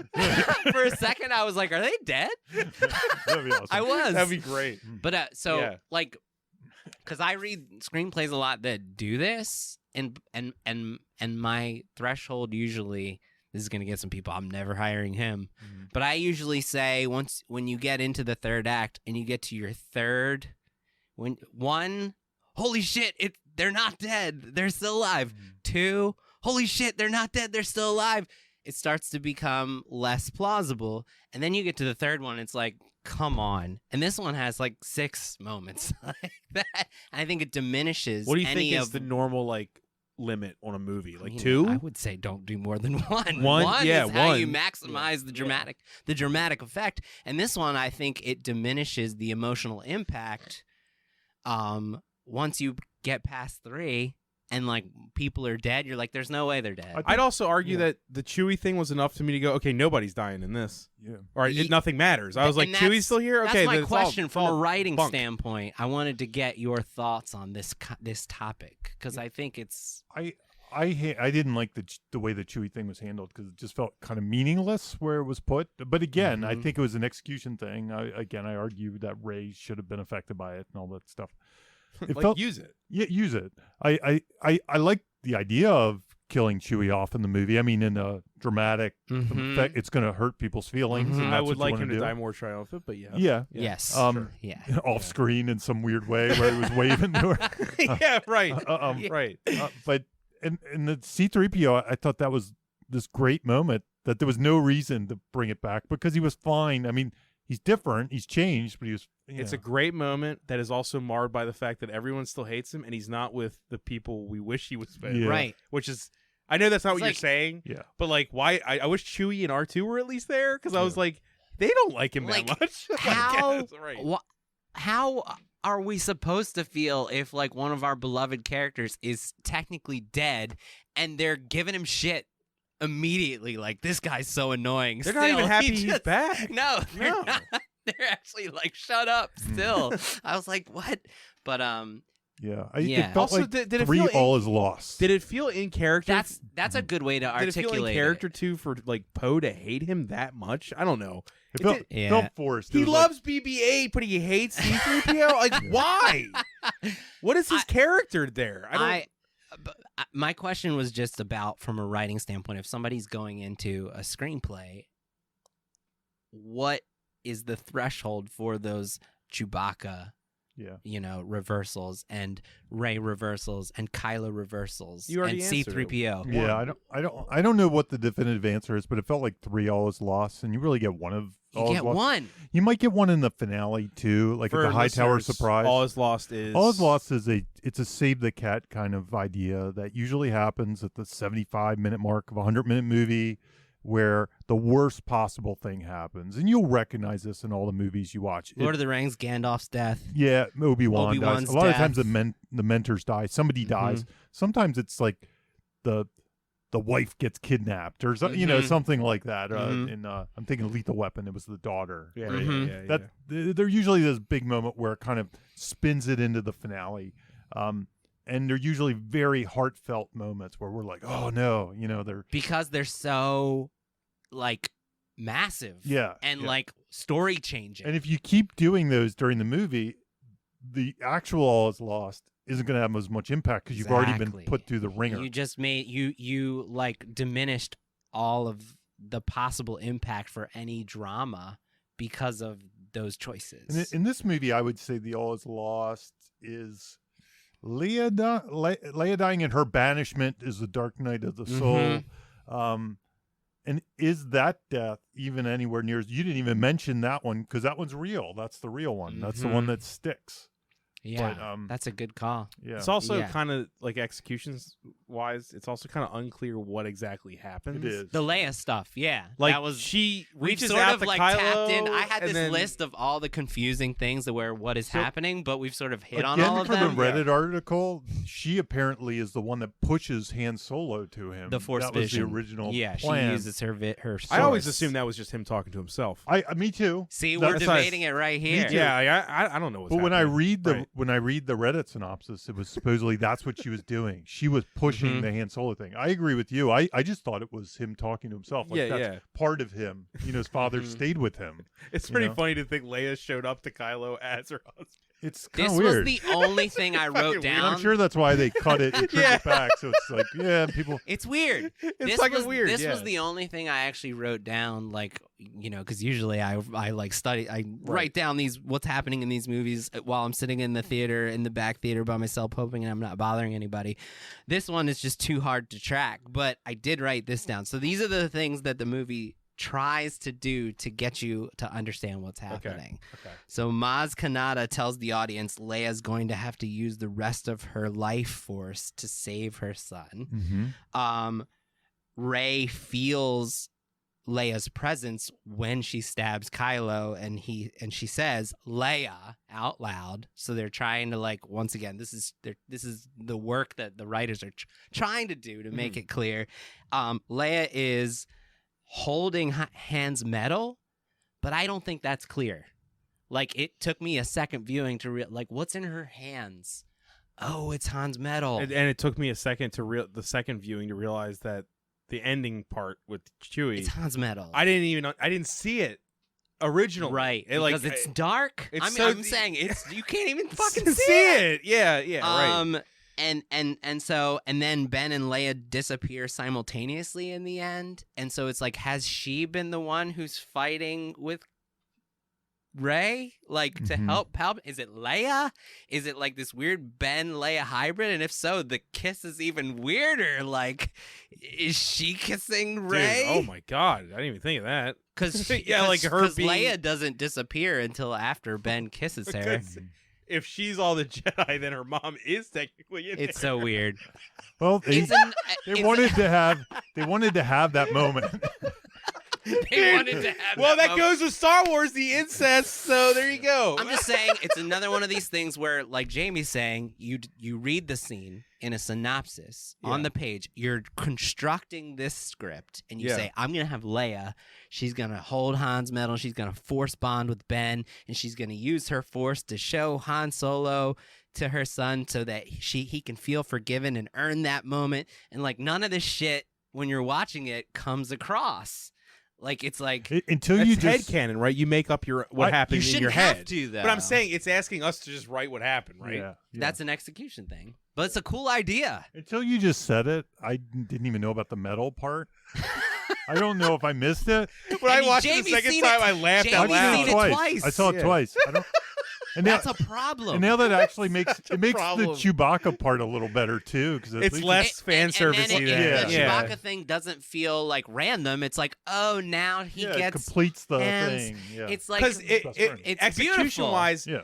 I love the moment when he found out she was dead and he broke down. Finally, we got to see one of them. Execution wise, wouldn't it be nice if Maz Kanata saw him break down and then was like holding the medal and looked at it or something? Chewie. So then the ending it would be like Finally. that's the payoff, the setup, and there's no setup in the payoff. Instead, it's kind of gets a laugh out of the audience. Yeah. Like, oh, he got medal. Ha ha. I saw it when I It saw felt it so last cheap. night. It felt Somebody so laughed cheap. in the audience when I saw it last night when he got Yeah, the it laugh. gets a laugh. Somebody It in gets the a laugh. audience went, ha. Yeah, exactly. Like- It's a kind of moment. No, It felt like a comedy movie, you know, like at the end where like everything, like Wayne's World or everything somewhere, everything good happens at once, you know, like Yeah. Scrooge is like, you know, here's a goose for everybody, and then Yeah. it's just like, Yeah. and Chewie gets a medal, and But you I get think a car. once again, it's that You know? idea versus execution, checking the story box versus cinematically earning the moments.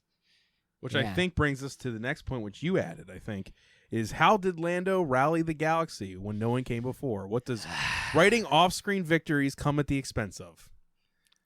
We go to movies to watch people run the race, you know? Yeah. And get to the end, and then they get the medal, and we feel something for the medal because we saw what they went through to run the race. This is like the last lap of the race, just skipping to the medal.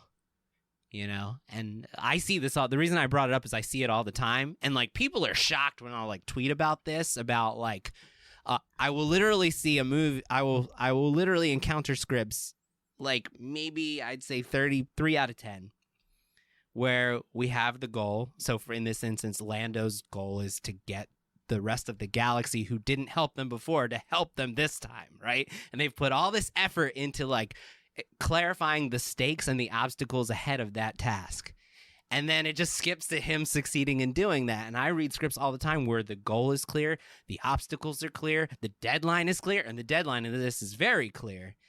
And then the movie just skips to the denouement where they've got the medal in their hands. And like the writer didn't think it was important for us to see how they won.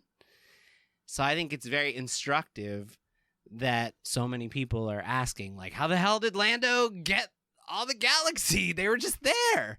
I think it... Two things I have to say about it. One is this another Rose complaint. Because I feel like if we're talking about the trilogy again, I'm going to go back a second. She seems like the character that would have been the inspirational character to inspire the galaxy. That was Right. kind of what she was written She's as. in every person. Like But she also had that She's an outlook. underdog. She's a grounded. We're gonna in save what we reality love, character. people. You know, like We're gonna save what we love. Like she was it's just building off of that. like Lando's great. Love Lando. That's but a card on the table. his story in this movie is nil. It wasn't though. But we They have had to a go by plan. what is on the screen. We're judging it by its final We're product. only right? judging by the final edit. In this movie, it's nil. So him as a character in this movie, it's like I don't know why he's qualified to inspire anyone. He couldn't find that ship sitting on the hill. Dude, that is the best thing ever. Right. Hey, Right. Ray and all know who he is just from sight. Yeah, that's right. Sure, He's fine. know a who he famous is. Lando Fine. Calrissian. C-3PO is trying to say, yeah. In that moment when he comes back, this might be a separate point. We all know that they know who Lando is. In this movie, he gets basically 2 giant scenes, right? And it's when they find him in the Burning Man festival thing on that car thing, Yeah. and then the ending, right? These characters, while they might be fans of Lando, they don't have any emotional attachment to Lando. They haven't bonded They with have him not through trouble. Bonded with Yeah. him in any way. Right. But And we the- have, and Right. that's all the and I movie hate is. to. I'm going to bring out this card only once because this is the end game moment of the movie, is it not? When he, Yeah. on your left. On your left. What I'm asking you guys, because we've done an episode on that. Mm-hmm. On your left is a truly amazing moment in blockbuster cinema, right? When end game. They're all shown. All Cap's friends are here. Yeah. All the people who have fought with him and died with him and everything. They're all here. Yeah. But in this movie, it wants that same feeling. Uh-huh. But it's like Finn and Poe, and Ray doesn't know what's going on. But Finn and Poe, I'm like, you guys barely know this dude. He's showing up with a task that we haven't seen, and yet the movie wants me to feel like I did basically in Endgame. Yeah. Where's the flaw there? What's wrong? I personally find this, again, they needed something for Lando to do and stuff like that. Well, Jamie, I know. I'm throwing it out there, though. It's obviously broken. What I see right? in this, well, I think it's just an add-on. Like, if they never would have done it and they would have found some way to blow up the ships, they didn't need the fight. I see this trope in a lot of movies. Like, I see it in Game of Thrones. It's like, Jon Snow makes the speech. We might be there on the battlefield or not. And then they have a Braveheart or big something. fight. Yeah, And then- it's no, a Braveheart trope. does the opposite, where they leave. Yeah. They all leave. They come and then they leave. It's a trope I see all the time, and they don't tend to. Usually, there's a speech that precludes it. Usually, it's like maybe we'll come and Independence They Day. always, Yeah. they always show up. It's just like this dumb trope. Yeah. Why that- bother it's with like- the mystery of I it? Yeah. came. You said like a couple weeks ago. You said like, what if they just did a thing where the Millennium Falcon was a ship that found a way to take them down, and there was not an army, like the galaxy didn't come together? Then you wouldn't need this false, sloppy ass moment that it's asking for emotion when there's none. And it's, It didn't earn it. The yeah. characters don't have anything between them. Yeah. Chewie's obviously not reacting to anything. He's Chewie, so it's like, what do you want me to feel at this moment? Yeah. I don't know. Yeah. for whatever reason, this is a bigger question, but these kind of massive space battles, I could care less. Like my mind's fast forwarding through that. I'm much more interested in what's going down with The Rey personal stuff. and the personal Yeah. stuff. Well, that's what I'm saying, blah, too, Blah, is like- blah, blah, another spaceship To another- put us yeah, I through don't this care. boredom of blowing shit up, I was Yeah. like, this also means nothing. Yes. Lando is a non-character in this movie. I'm sorry, I love Lando to death, but he's the non-character in this movie. He saves them from the troops in that one scene, but yeah. But even that's the coincidence. The Force brought them together, Bob. And then the thing Jamie said is amazing beyond belief. So about him not being able to find a ship that's 3 miles Somebody's that gonna way. tag us and explain away. No, I'm sure. There's I'm sure there's 900 explanations on the planet. There's sandstorms 90% of the year. time. Except for the Burning Man That's Festival. a great one, Jamie. There'll be some dumb answer. Yeah. My issue was less with the outcome and more that we didn't get to see how he got it. Yeah, I don't know that I want to see that in this at that part of the movie. You know, Okay. it just doesn't feel right at Well, that part of the Okay, movie. It's I not got a you. You're movie saying where- it no. it would be, it doesn't fit. So, Yeah, so It's the not a solution movie is where to we would just- see that anyway. Yeah. It's not a movie where it's about species and belief. But and they spirit. spent so much time building up to that. I know. There's like It's 4 dialogue such a exchanges about mess. Lando being, is he going to be able to do it? Such a And mess. then it's just like, he did it, but it's not. Like- yeah. like Poe gets like It a skips to montage the- speech, and then it's like cut to the end. Yeah, like Yeah. what? Yeah. There's 2 things I think we have left to talk about. Okay. Okay. The hyperspeed skip. Sorry. I want to talk about Force double mumbo jumbo. Okay. Is that how because Yeah. well, this double is something, mumbo jumbo. I- Yeah, this well, is the and save also the cat thing adding again. powers and people complaining. That's something that people very much complain Right. about, and something these movies do a lot. And I think there's a lesson in here about that, right? Like, because this movie maybe adds more force powers than any Star Wars movie ever, Mhm. but Star Wars movies have been adding force powers Right. like consistently. I think it's I think it's consistently been building off of them, and not just in this, but in the games. I mean, lots of the stuff that I haven't played the games, but I've seen like trailers and stuff for the games, and some of the force powers that are on display here, like the ship, moving the ship, that's in the games. Like there are force users in the games who aren't Skywalkers who are doing that. Mm-hmm. well, there's so like it's like- a writing thing with this, like double mumbo jumbo, right? I'm saying Oh that right, yeah, right? yeah. Double mumbo jumbo is a little different. So Oh, okay. Sorry. the then funny I got thing it is wrong. with Star Wars, Too much so- Marsman. Yeah, that Yeah. might be more like Yeah, it. too much With Marsman. With Star Wars, it is inherently double mumbo jumbo Yes, because it's space and magic is kind of the Right, double right. mumbo That's jumbo. what it is. Too much marzipan. But it's probably that. It's What is too much marzipan? It's basically where there's too many different types of creative magic all at once. You're an overabundance of rules to follow about like what's different. But because it's the Force, it's sort of just like the coincidence thing. It just like absolves it of anybody. Like no one can say Leia can't fly through space because it's the Force. yeah. Well, I- people complain about that, and then people who hated that movie like this movie. Then you're like, but they did add like 5 new force powers: healing, teleportation. I don't know what else did they add to this one. I mean, they had laser shooting entire space Yeah. fleets with your. None of that force bothers lightning me or at something. all. Oh no, I'm not Yeah. bothered Yeah. by it.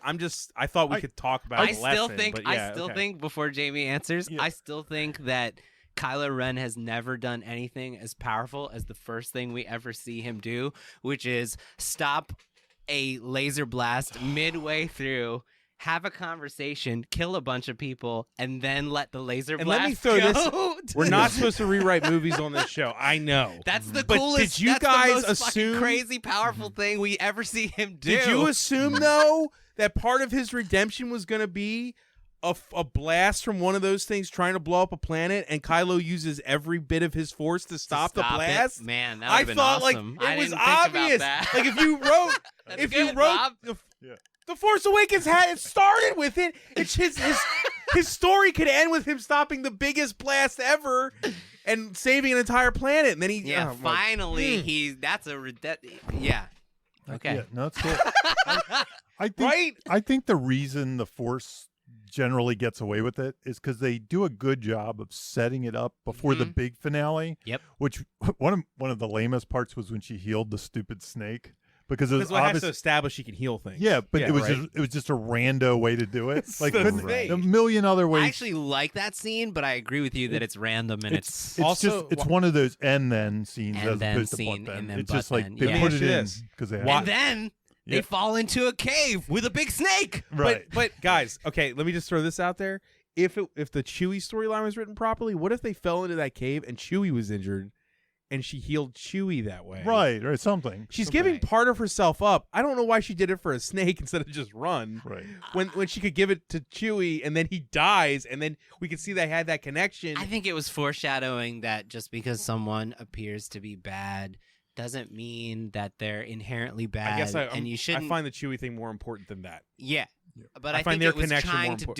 do the thematic work there.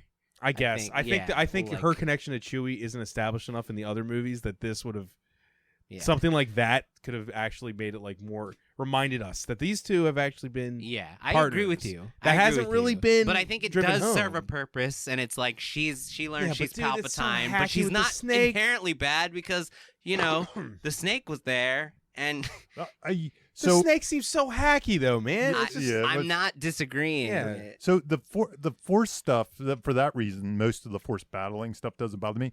The one part that does get my nerves, because I just don't know, it just becomes mumbo jumbo to me. The dyad, and I'm gonna be in your body, and you're gonna be in There my you body, go. and That's we've the never mumbo introduced this jumbo. before, and now all of a sudden I'm just making up nonsense, and there's a bunch We've of never Sith heard guys the cheering in the Force crowd or dyad. whatever. Now, are you sure that's what was happening? Because I'm not exactly sure what I that thought was. they were You like become spirits at one. first. I just thought they were fans of the Sith. I don't even know. Like, what's happening? Like, what do they do when they're not having a battle? Do they just sit there all day? I was like, what are they? playing rock paper scissors. That was the one time where I was like, what is the point of being a Sith if you're just sitting on just- this awful planet To made of me, lightning? I was like, Sit in That's the a huge Coliseum all question. day. it's like, yeah, what's the point? Is it like the Emperor juggle for you or something? What Or does he is it- get out of blowing everything up? And that's They bring out Shakira? I don't know. I don't feel like I've ever asked myself this question, but when we're in this 9th wrap up and the Emperor's doing all this, I'm like, what is the point of all his evil doing? Like Like, what does he what want? does he want? What's his sought reward? He doesn't. He wants to be killed. It's Like very his confusing. arc goes from "I'm gonna rule everything" to "Please kill me" to wait. I'm gonna But kill he you. Wants to he wants to get into Rey's body, Sure, though. whatever. Because he's all the Sith. Yeah, but that's the part that confused me. Like with Luke, it kind of made sense. It's like he was a priest almost, right? Right. So I'm nonviolence. I'm not going to kill anybody. Right. I'm going to make you kill me. I'm going to make you violate all your morals and principles. I don't get that with Rey. Yeah. I think she could kill him and go have a nice day. Yeah, She'd be like, I I'm agree. cool with it. I'm she, still a good she person. seems like I she'd be agree. like, he was evil. So. Yeah, I'd yeah, die. I mean, he's Like, we've seen 7 movies of him being evil. So now it's just her killing him is the thing that completes the dyad something. yeah, the and it's- mumbo jumbo. I don't know what's going on. I don't know what that It's is. pretty confusing. It is. And Yeah. that brings us to my last point, unless you guys have something No. else. But Nah. this is the We've thing- done good. We've done Yeah. good. The ending. The ending. And I still find it thematically Oh. confusing, and I don't understand it. Mm. She goes to Tatooine, a place that she has no connection with at all. That we have to assume off screen she was told about to extent by Luke. Right. And why would they talk about Tatooine, though? It doesn't matter. That's stupid. And she chooses a name that, if you really think about it, is synonymous halfway pretty much with two of the worst dictators in the galaxy, more so than heroes. Think about it. Right? But you're thinking about it. That's the problem. Well- Jimmy, I know we're doing a podcast. But I know. so I didn't really view it that way. I mean, I didn't mind the ending. I know a lot of people are upset. I with the didn't ending. either. Like, Well, it's fan service. so It's total fan I service. thought she was. Here's the theme aspect I thought she was doing. She can be whoever. She doesn't have to be a Palpatine if she doesn't want to. She's going to take the name of her two mentor influencers. Their last. Now I know Leah's Organa, but she's technically Leah Skywalker as Right. well. Right. So I'm not saying she's that, going to yeah. choose who she wants to be in the future, and that's her way of doing it. I'm Rey Skywalker. Yeah. I didn't love it. I didn't hate it. To me, it was what it was. I think it's pretty fucking clear when we meet her that she is playing with a Luke Skywalker action figure. When we meet her in Right. that place, she's got like basically like what he looks like on in Empire when he's like fighting, when he's running from the Imperial Walkers. To me, that's a perfect bookend to meeting that character. She like becomes his heir. to basically. me, that fits really well. And I hear what you're saying about, well, Leia's the one who trained her more. Maybe so, but Luke's the one who made her believe that she was worthy of it all.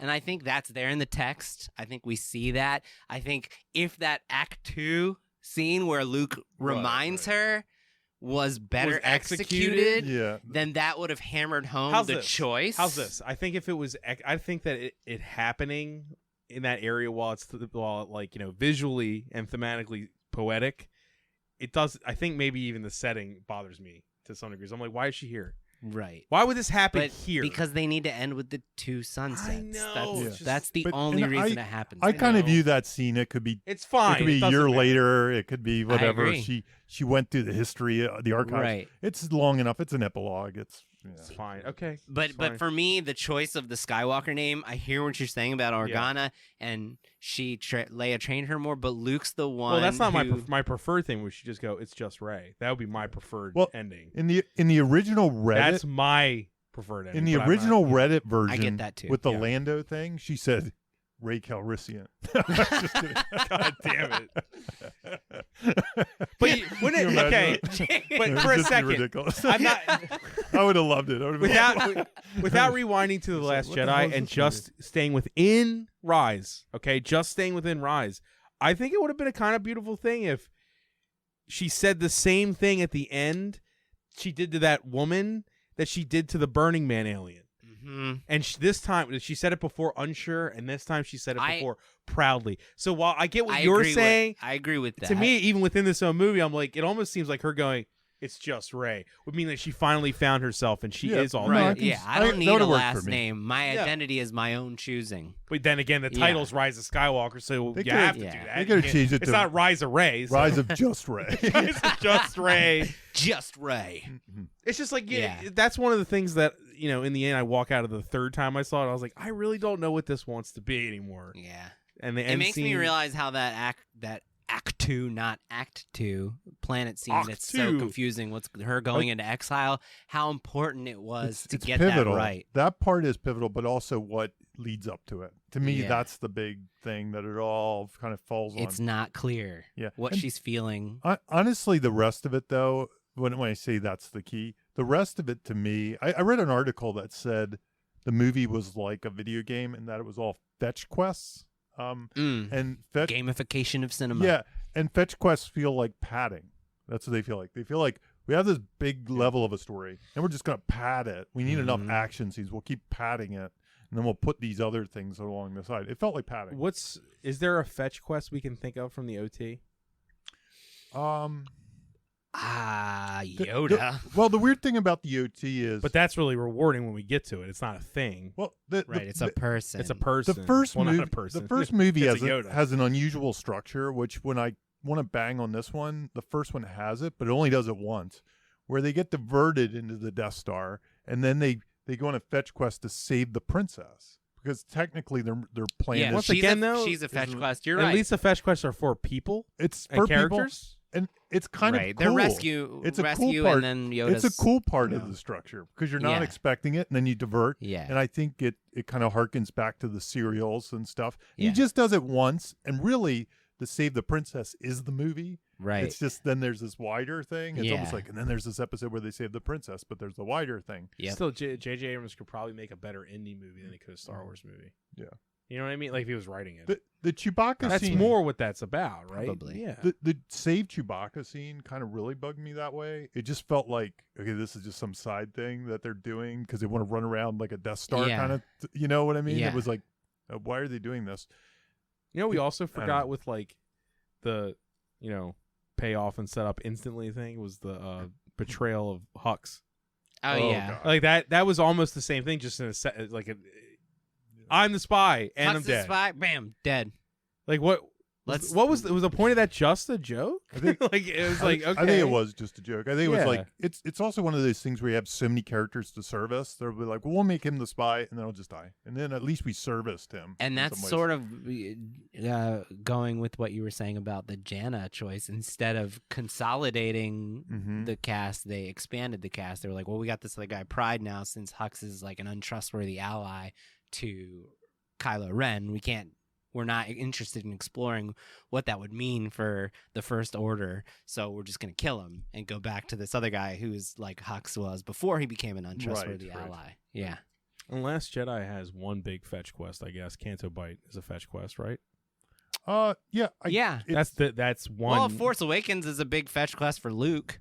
Oh yeah, I Yeah, know that. yeah. I mean, You're yeah, talking it was- about- Force yeah. Awakens definitely is. I don't know. I don't know if I'd describe that as necessarily like a fetch quest because it doesn't feel like padding. It feels like something they have to resolve. These other and they're looking things, for a person. You're seems- saying there's like if they pile one thing, they just onto pile one another, thing and they're onto another, meaningless onto and another. it doesn't really. Well, and it's like just I said oh, we gotta earlier, do the is thing. there is a point where they're looking for a map to a map. Right. That's the dagger goes to. Actually, it's a map to a place. You're right. To a map to a place. Yeah, like Yeah, Yeah, map to a place to a so map to a place. place. 30 years from now, like you're gonna remember, like what was the Return of the Jedi? Well, they had to get hand back. You're not gonna remember they had to get the dagger back to find the stupid map. Dude, I hate that dagger. I don't want to remember that. I don't even to find the Death Star. Yeah. You Once know, they it's get like- it, they can't read it. Yeah, it's almost like what is this? What is going on? I here? almost just wish like Exegol Exegol wasn't an unknown place. Like they knew where it was. They just didn't know he was hiding there. Mm-hmm. Like they're like, the Emperor's on Exegol, and they're like, what?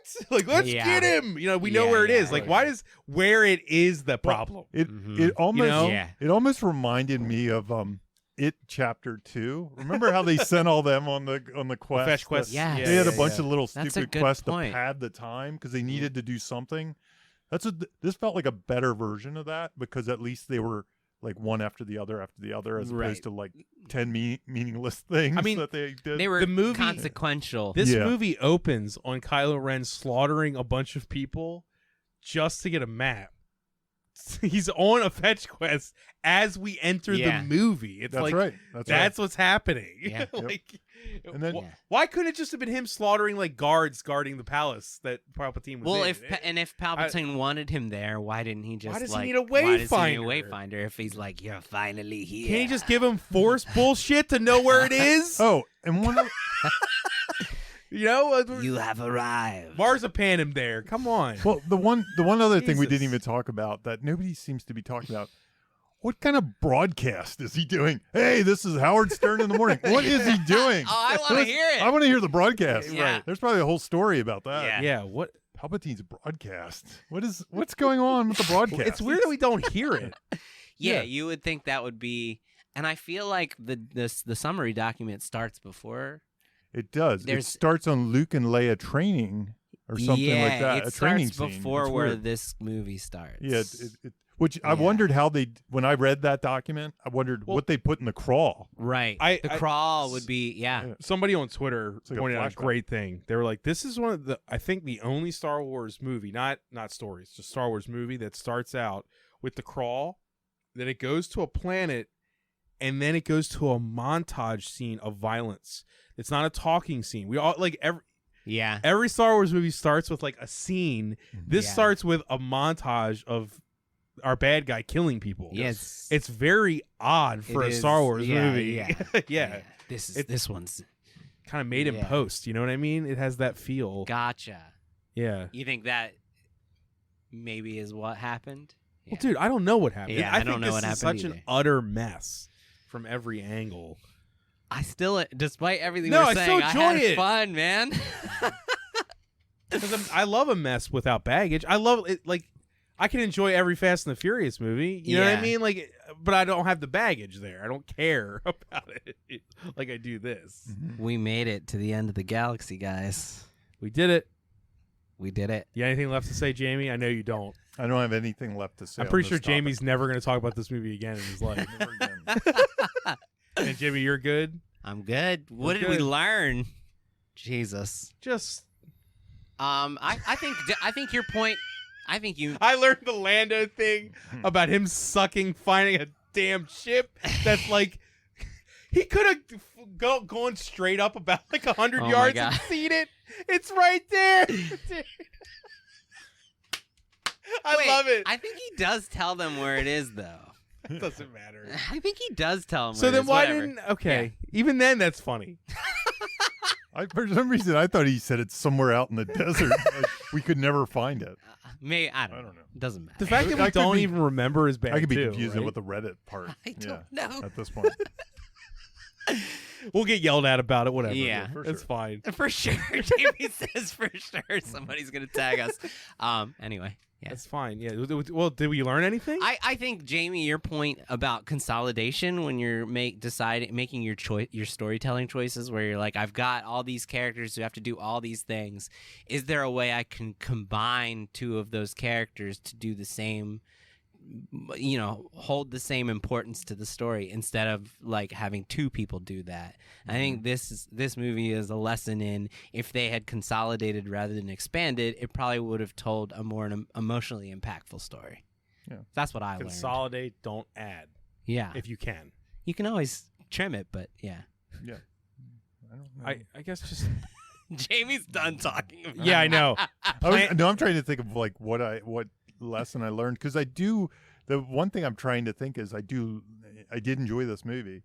So again, I think and usually I don't enjoy movies that have a lot of coincidence and a lot of the things we're talking about. But this movie has so much stuff that we love from our childhood. Well, that's what I was going to say. It's got lightsabers and the Millennium Falcon and Chewie. Member berries. Force Awakens, I Member spent a lot berries. of time being bothered by when I was watching it. And this movie, I spent more time bothered by it. You know So, what? I like trying to this figure more out. than Force Awakens. I do too. You know why, though? I do Force too. Awakens is a movie to me that's all set up. It's like an episode of Lost where it's all set up. Mhm. I don't know where it goes, and I don't like it very much because it's like another movie.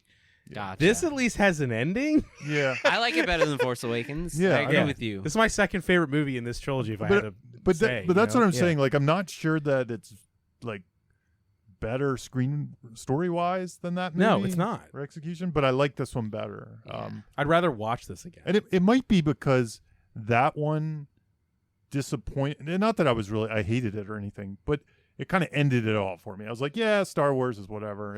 I like the original trilogy. Yeah. So by the time I got to this one, it was just like the end of this thing. You know what does it for me for this is probably more an execution thing is Kylo. Is like I love watching Adam Driver in this movie. This is like his movie, man. Yeah. Yeah, he's good. And the no matter work how is great. Yeah, no matter how much I don't like the script, I can watch him work. He's great. Yeah. He's great. And so is Rey. She's amazing. They're I all- like, I think they're I all like great. every one yeah, of them. they're really good. Mhm. And they make this movie fun, and that I do prefer it to Force Awakens. Because, member berries. But- yeah, right, yeah. But we're talking about the script. I didn't learn anything, whatever. No, I don't know. From watching this movie, I don't feel like you could learn anything to do. I feel like you learn stuff not to do. Yeah. So there's that. Yeah. There's not much to do except plug a bunch of holes while your house is flooding and just hope that you don't die. Like, that's about what it is. So. All right. Yeah. All right, got guys. nothing left. All right. Good. Thanks for listening, Thanks guys. for listening Thank to you. this 9-hour podcast. All right. Bye. Bye. You have just listened to Writers Blockbusters, a screenwriting podcast featuring two professionals and another guy. Available only on Thundergrunt.